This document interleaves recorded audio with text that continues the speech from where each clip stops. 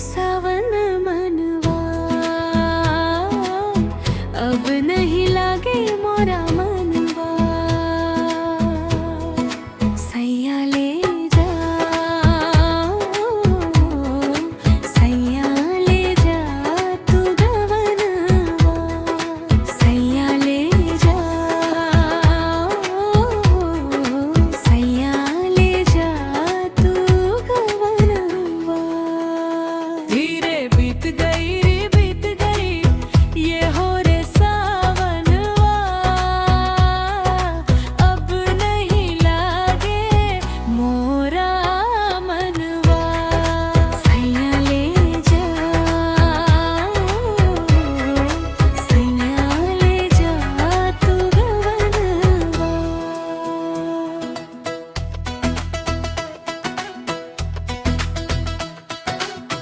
पायलिया के छल छल सोना लागे आंगनवा।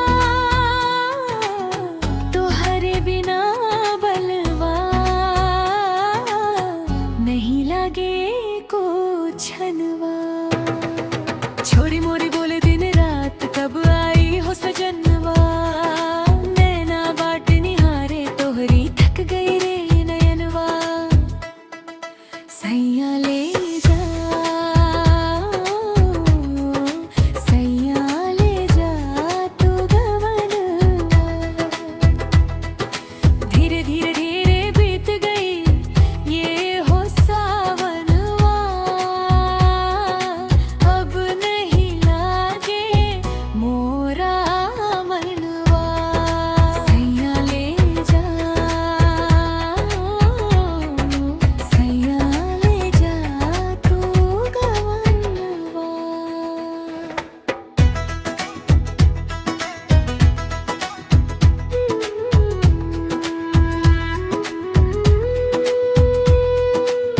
मेहंदी के रंगवा फीका फीका पड़ गई कंगनवा। पुरवा पूछे रोज हमसे काहे उदास बदनवा। सखियां सभी ससुराल चली गई सोना पड़ल आंगनवा। कपले रोके राखा खाब सजना दिलवा के हर मनवा। सैया ले जा,